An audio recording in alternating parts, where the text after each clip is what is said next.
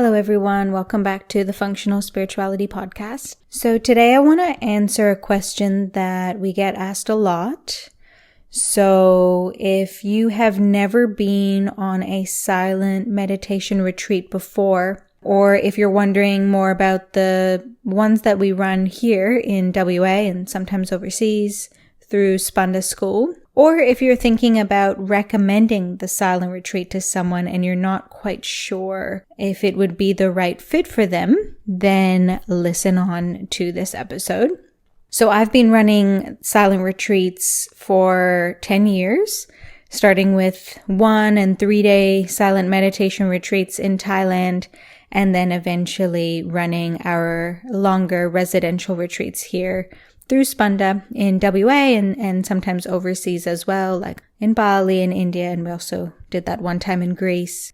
And I've also attended many silent meditation retreats, mostly from the Hridaya school, as well as some different other silent meditation retreats through Agama, and of course some Vipassana retreats as well. And the retreats that I've run are not the same ones. I'm just thinking about other countries as well. So been running them around the world, and they've also changed a lot since I first ran them. So they've adapted a lot. And because it's just me running these retreats, I can run them exactly the way I want to. I can really feel into the sensitivities and the vulnerabilities of the group, the challenges that people have, the different types of support that really make a difference to people when they receive it, and also that really make a difference when people don't receive a certain kind of support as well. So I've had really challenging retreats. I've had all kinds of retreats. So some of you know, all of the different types of challenges that we've experienced, some 1 in a million kind of things as well. And yeah, from that have really grown and also have the flexibility to be able to adapt the retreats. There are different types of retreats you can go on. I think the 3 main categories I divide them into is that there is the yoga retreat, a yoga and meditation retreat, which is sometimes called like a wellness retreat. And these are a little bit more casual, immersive experiences where you go to a beautiful destination. It might just be right here in WA. You go down to Margaret River, you go up to Broome, and you get treated to, 3, 5, 7 days of yoga and meditation sessions, and it's like a holiday, and the menu is prepared for you, and there are some other activities, and you're on a holiday, but yoga's being provided, and you're probably going there with a teacher that you really like, or through a studio, or with a community, or you might just find one and feel like, I just want to go on a yoga holiday, really like a wellness holiday. So those come in all kinds of different varieties. And then when it comes to the silent meditation retreat, most notably is the Vipassana retreat. So Vipassana retreats are held all over the world. It's in the Buddhist tradition, and it's usually a donation-based retreat.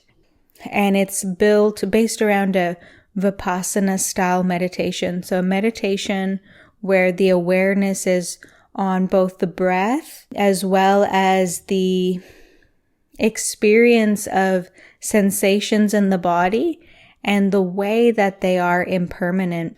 There's 2 main types of Vipassana retreats. There's the Goenka retreat, which is like a franchise for a retreat, you could say. It started by a teacher, Goenka, who's recently in the last few years passed. And you can find one of these Goenka silent retreat centers in every capital city in the world. And it's run by volunteers, and they do the exact same 10-day silent retreat. And then there's just the general Vipassana retreat, a Buddhist style retreat run in different monasteries, especially in India, Thailand, and some other Asian countries. We have a video that I will link in the show notes that explain more about the difference between a Vipassana retreat and what other people call a Spanda Silent Retreat. So often people call the silent retreats that I run the Spanda Silent Retreat. So we'll just call that here for ease to distinguish. So I don't want to talk about too much about the difference because there's already a video explaining more about the difference between those two types of retreats.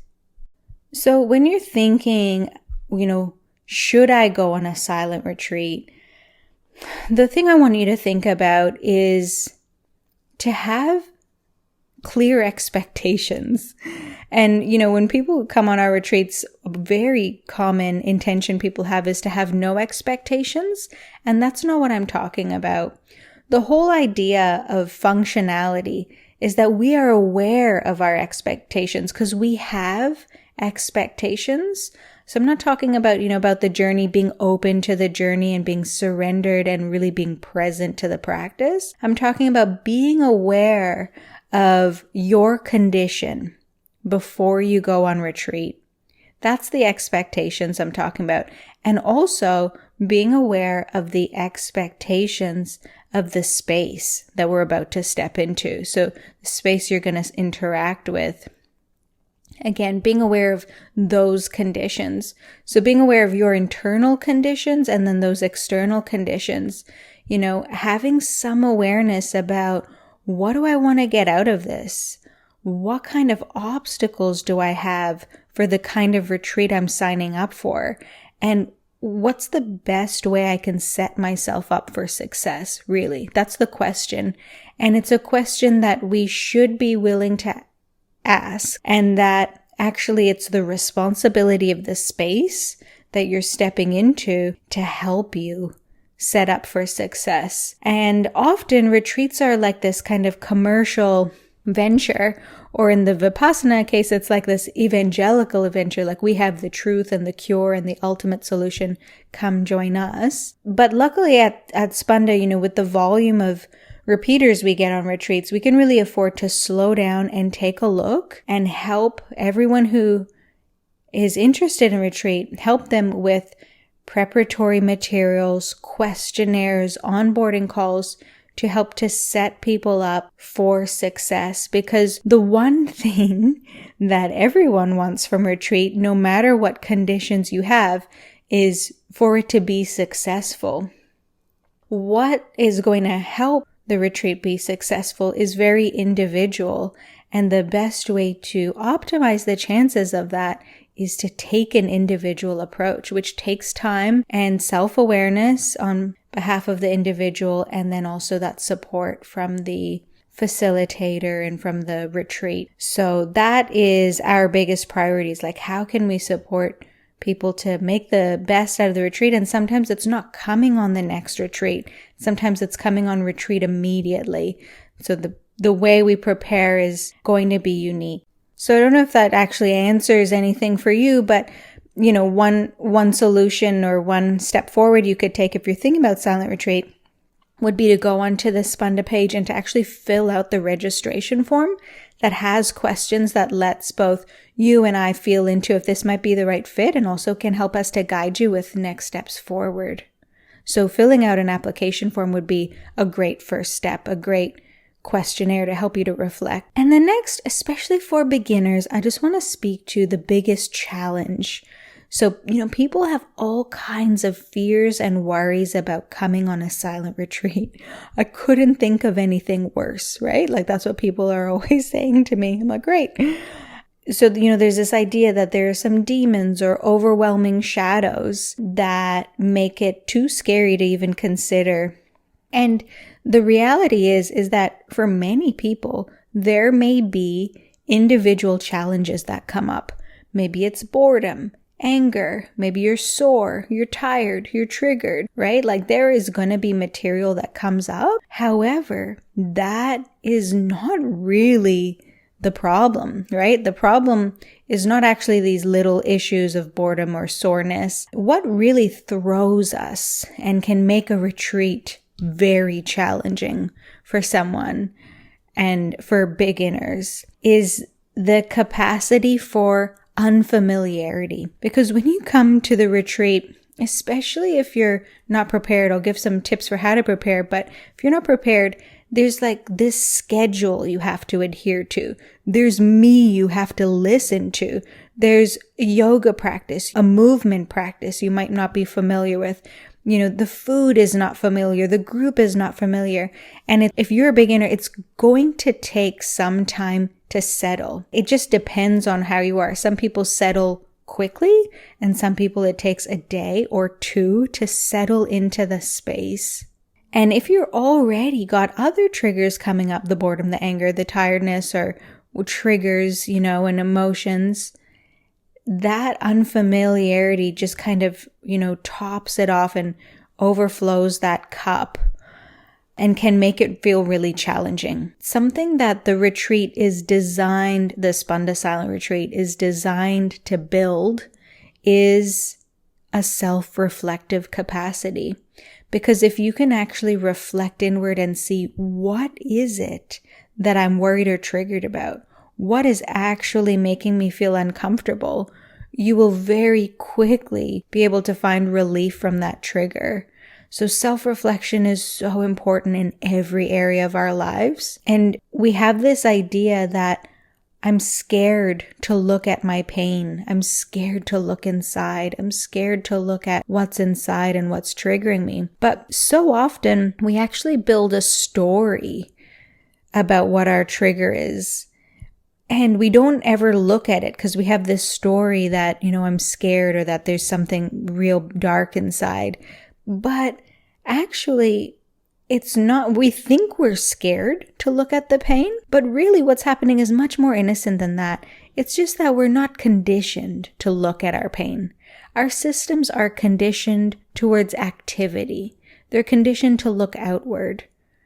And, through our society and our culture, we're conditioned to look outward to activity and productivity and opportunities and risks.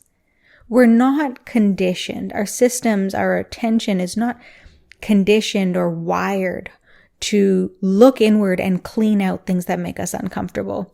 That's actually what we start to build in retreat, is this new conditioning of a balance of both outward looking and inward looking. So the cleaning out, the daily cleaning of things that are making us uncomfortable and diminishing our capacity and taking away our freedom to feel and think the way we want to.